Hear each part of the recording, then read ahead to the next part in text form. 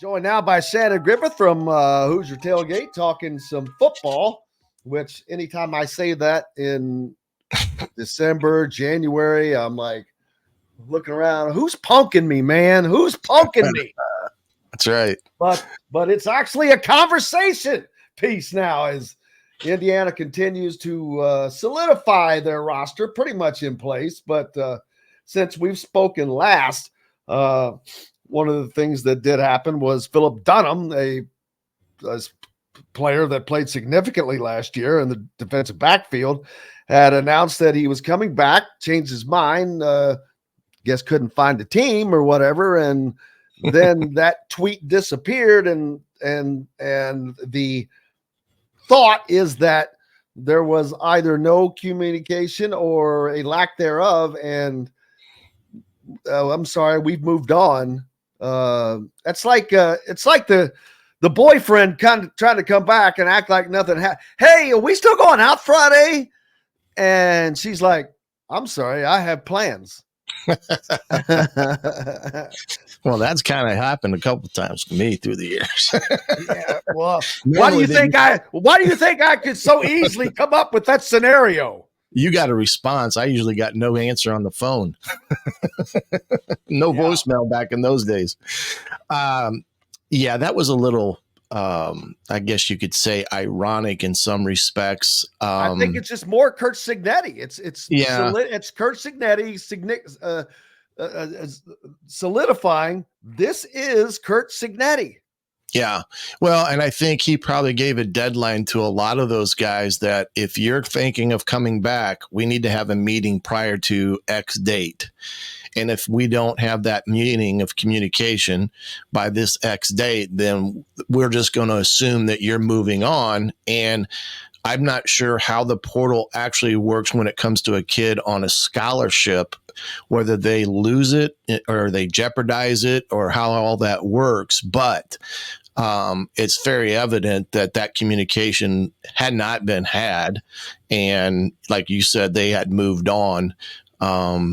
Sometimes it's a hard lesson about about entering the portal and what, you ultimately could jeopardize by looking for greener pastures somewhere else. And sometimes you don't find them, but you almost have to, because the guys that you're at right now say thanks, but no thanks. We're moving forward with our own group of kids. Just to give you an idea of the Indiana players that hit the portal, and there were several. I can't remember the exact number, but it was a lot. Yeah. The ones that went out, Brendan Sorsby, he's going to be at Cincinnati. Dexter Williams, he's going to Georgia Southern. So that'll be a good place for him. Yeah, Trent Howland, Donovan McCulley, Mike Kadick, and Carter Smith. Those four guys are the only four that are coming back to Indiana. The rest, I just mentioned, two are gone. Jalen Lucas still is not solidified a landing spot. Cam Camper is not solidified a landing spot, which is a little surprising. He had a season. Aaron Steinfeld was a little surprised that he hit the portal, being a hometown guy. And this is an offense coming in that utilizes the tight end a lot. Yeah. The stat that stands out to me, Shannon, is last year I looked at the stats for the top two running backs for James Madison only had a combined 6 touchdowns, which is, I'm like, how the hell is that possible? You get down to the one, you're always handing it off to somebody. Their tight end had 6 touchdowns. So if that gives you any indication right there, Matthew Bedford, didn't him and Khalil Benson both go to Colorado? One of them, Oregon. Benson went to Oregon, I think. One of them. Benson's at Colorado. Bedford's at Oregon. Gotcha. They had both committed to Colorado at first. And then there was some last minute second thoughts. So Matthew Bedford staying in the Big Ten. Zach Carpenter, kind of a loss there. He goes to Miami of Florida. Joshua Sales to Purdue. Yeah, that was a little surprising. Carl Biddings, nowhere. Ladarius Cox, UAB. Nick James to Pitt. Patrick Lucas Jr. to Memphis. Jared Casey has not committed anywhere yet. Miles Jackson committed to Tulsa. That's his third school. He came from UCLA to Indiana and now on to Tulsa. That's I don't get that one. Well, there's that lawsuit that happened out in West Virginia that is now supposedly placing an injunction that now a kid may transfer more than once, which is bull crap, and still be eligible. So that could create a lot of issues when we get into the spring if there are guys going to think about transferring another time. So Lewis Moore goes to Ole Miss. That's a great landing spot. Jordan Shaw to Arizona, and kicker Chris Freeman yet to pick up a spot. James Evans, did he just stay put? I can't remember if ended up staying or if he's still in the portal. I haven't found anything. Was he even in the portal? I don't know. Because I'm not seeing him listed, and if it's not, he's he's one of the best keeps if they were able to hang on to him. I don't think that he was a senior, but that was the best part of Indiana's football team. Mm-hmm. This dude is an NFL punter, man. He was booming kicks and consistently kicking them like NASA rockets. Yeah, he could change the field position, and he did many times for Indiana last year. And I'll tell you, that is a huge, huge weapon when you've got somebody like that to bail you out. But you listen to all those guys, and it tells you that there were some quality players that Tom Allen had recruited, and they've moved on. And some of them, like Michael Penix. Yeah. Well, but that's the thing that you get with some of these other guys that haven't made a decision somewhere that were really good players.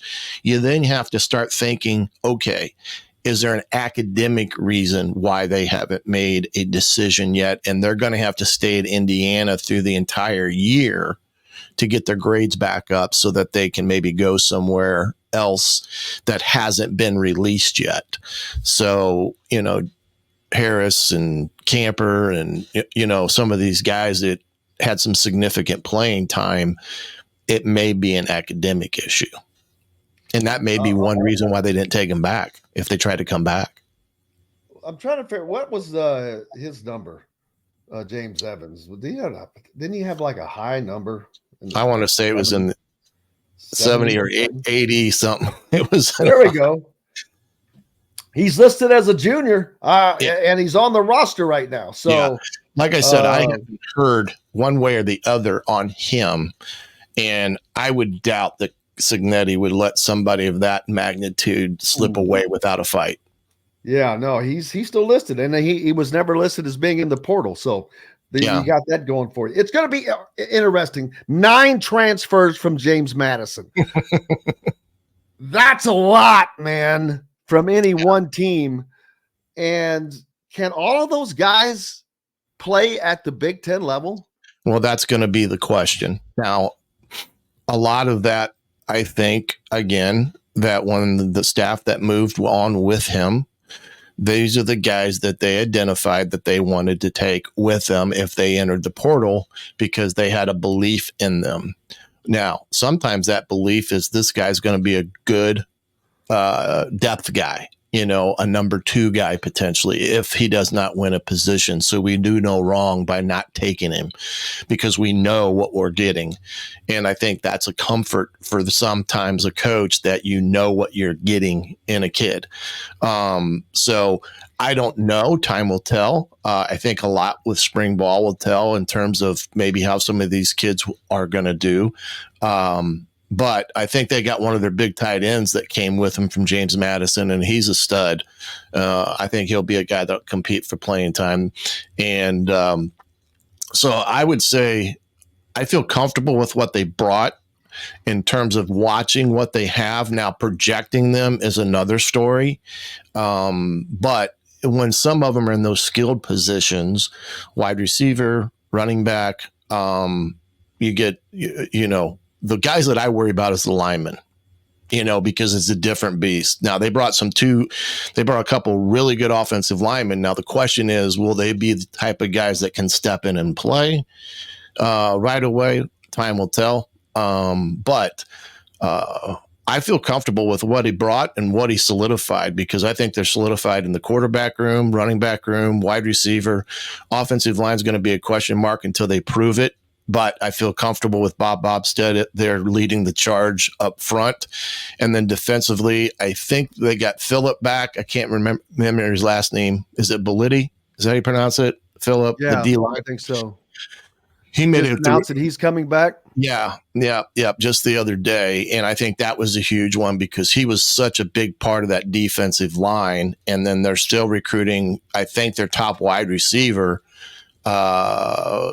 Surratt, I think it's how you pronounce Elijah Surratt, if I'm not mistaken, from James Madison. Now he's the guy who came from a non-scholarship institution, St. Francis, I believe, in Pennsylvania, and was a transfer to them at James Madison. And he was one of their better players at wide receiver. And he's got a lot of significant big-time offers as well as Indiana. So that's going to be an interesting dynamic there with everything in terms of the wide receiver room and how that kid fits in it. The only thing I don't think they have at running back, and again, I'm going by what I've seen, I don't necessarily think they got a true guy that can just, breakaway speed. I don't know if they've got that guy that can take a 5-yard run and make it a 75-yard touchdown. And that was thought to be Jalen Lucas last year, but it really wasn't, because it had to be set up for him to happen. He didn't generally make that happen. He was taken off the punt team because he couldn't catch punts. Yeah. And he wasn't a traditional tailback in the sense of how we view it. I mean, he was a guy. He only weighed 170 pounds? Yeah. You're not going to put him dotting the one back or the I formation as a tailback. Tremendous speed, and he's a guy that you had to get the ball into in space, which at times I don't necessarily thought they did a great job of. But I don't necessarily think they got the breakaway speed guys. And then the defense wise, a lot of those guys that you read off there, especially secondary guys, there's going to be the question mark is, can they fulfill the needs that they're going to need on defense of some of these guys that had left or aren't graduating, because that defense had quite a few, pretty good ball players. Absolutely. And it's going to be exciting to see what Indiana can get done next year, because everyone's going to have these high expectations, and as they should, because they come straight from the coach. Curt Cignetti is giving them high expectations because that's what he has. His plan is for Indiana to play in a bowl game next year. Normally that would say, all right, we've got a plan, it's going to be a 2-3 year plan, yada. That stuff, that ship sailed, baby. Yeah. Next year, you've got 3 wins automatically. So you're starting out 3-0. Not really, because they have to go to UCLA, so they may be 2-1, yada yada, but end up 3-1. Either way, you only have to win 3 out of 9 conference games. Now, 3 of those games are against Michigan, Ohio State, and Washington. So let's take those 3 out. Now you have to win 3 out of 6. You just got to go 50% just to make a bowl game, and that is going to be. I'm not saying it's going to happen until I see what's on the field, but all things look good at the moment. We don't know what the other teams are going to be like, but Indiana is going to have as good a chance to make a bowl game next year, if not better, than they did this season. And they were close theoretically because they had 5 one-score games that they potentially could have had a shot at winning, but they're going to be in much better hands next year.